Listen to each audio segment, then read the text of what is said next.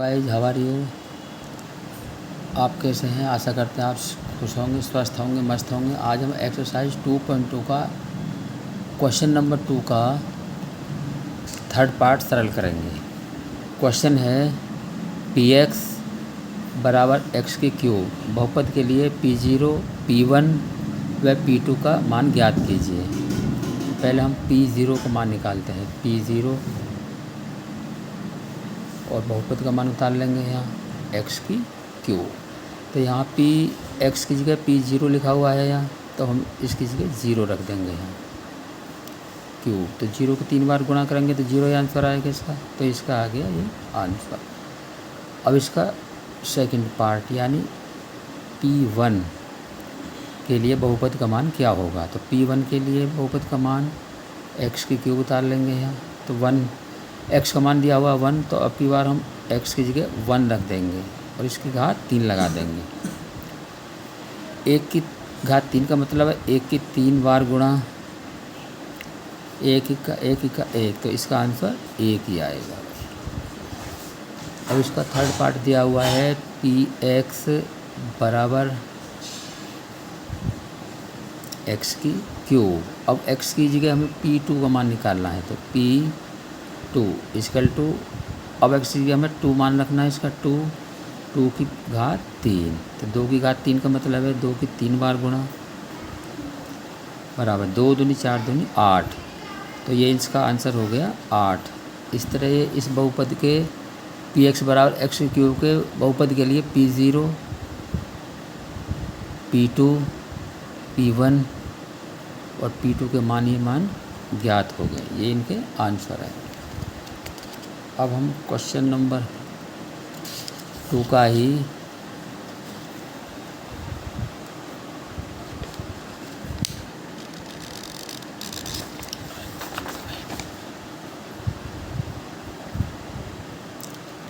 अब हम एक्सरसाइज 2.2 का क्वेश्चन 2 का ही फोर्थ पार्ट सरल करेंगे।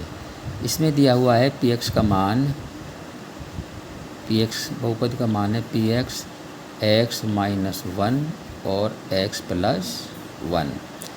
पहले ब्रैकेट में माइनस है, दूसरे में प्लस है, तो इसमें ये फॉर्मूला लग जाएगा a स्क्वायर माइनस b की स्क्वायर का फॉर्मूला इसमें लगा सकते हैं। तो a का मान है यहाँ x, तो इसमें लग जाएगा x स्क्वायर माइनस 1 की स्क्वायर। a हमने मान लिया x और b मान लिया हमने 1। तो पहले p0 के लिए बहुपद का हम मान निकालेंगे।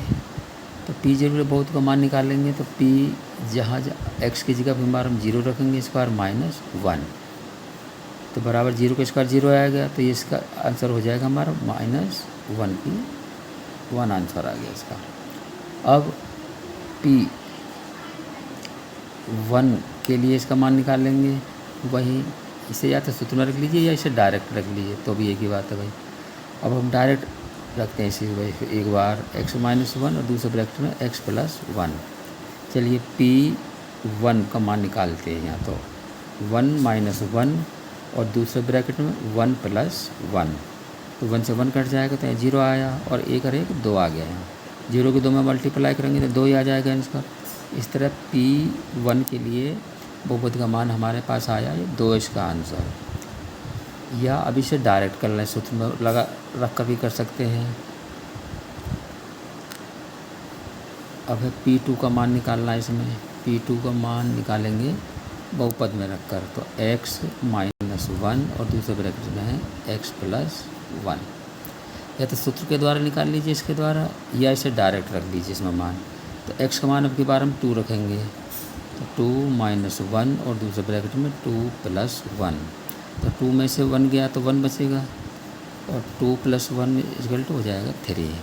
तो यहाँ इंटू बराबर 1 दिया 3। तो इस तरह से p2 का बहुपद का मान आया हमारे पास 3 आंसर आ गया। इस तरह से हमने जब px बराबर x माइनस 1 x प्लस बहुपद के लिए p0 का मान -1 आया, p1 का मान हमारे पास आया 2 और p2 का मान आया हमारे पास 3। ये इनके आंसर हो गए। Thanks for video watching.